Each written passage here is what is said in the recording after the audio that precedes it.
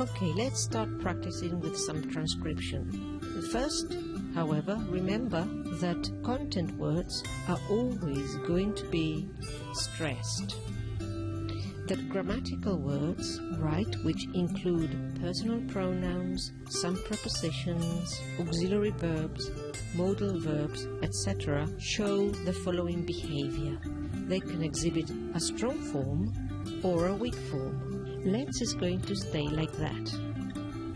Then we come across the word have, and as you can notice, this is the verb to have used in its strong form. Why? Because it's the main verb. Then we come across the word a. Since it's none of the cases we saw in the lesson, then we can use the weak form. And finally we've got the word drink. Here you are. Then let's add the stresses to let's, main verb and noun, because all these are content words. In the case of number 2, here we can use the weak form In the case of wouldn't, what we're going to do is to leave it as it is. Why? Well, this functions like a content word. Why? Well, negative contractions do not behave in this way, showing a weak form or a strong form, because it contains a lot of meaning. It's quite different to say I would have done it to the opposite, I wouldn't have done it. In the case of have, we notice that we've got a weak form, because here we've got an auxiliary verb, so we can transcribe it like this. Done is the main verb, so it stays as it is, and here we've got a personal pronoun which doesn't show a weak form or a strong form, and it stays like that. Here's sentence number 3 and number 4. Let's go for number 3. We come across the words there and another one here, 2 theirs. The first one is an existential there, so we're going to transcribe it like this. Then we come across the verb to be, and as you know, even if the verb to be is the main verb, it can be used in its weak form. Then we've got a content word, so we just transcribe it, and remember that we shall add a stress to it.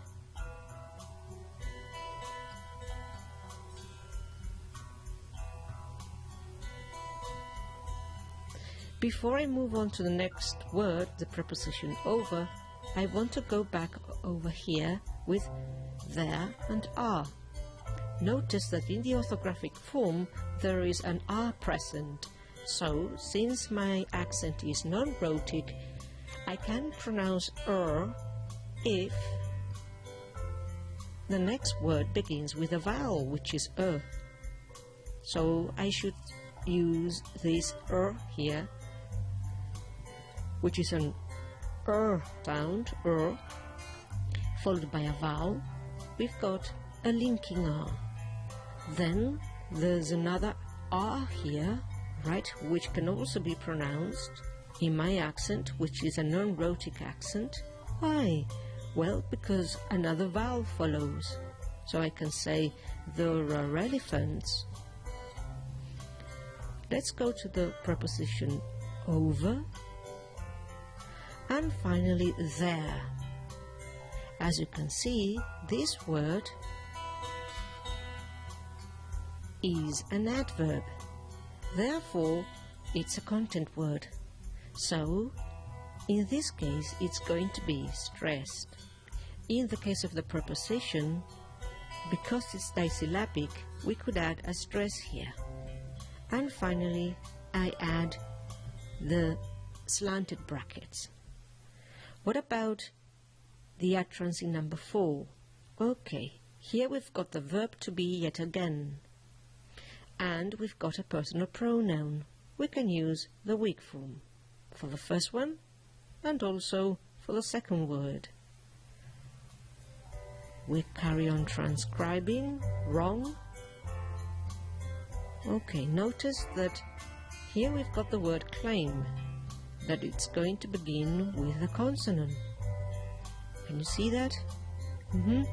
So now we can say that we have to use a weak form here, yes, but which one? Is it going to be to with a neutralized u, or t with a schwa? Yes, you know already. It is followed by a consonant, therefore we shall say to claim. Now we are going to come across these two words, right? That, and what shall we do here? Notice that in this case it's like having the pronunciation of two different words. The first one introduces a subordinate clause, right? And the second one is a determinant, and we're going to use the strong form for the second one. This one can be stressed. Then we've got illness. Alright, okay, and here is the verb to be. In this case, notice that if we use this weak form, we're going to have one sibilant next to the other. And you know that English doesn't like these sequence. In fact, in the case of the third person singular, Saxon genitives and plurals, what we did was to add an e or schwa, whichever you prefer, an e or a schwa in these cases. And finally we've got the word unregistered. Unregistered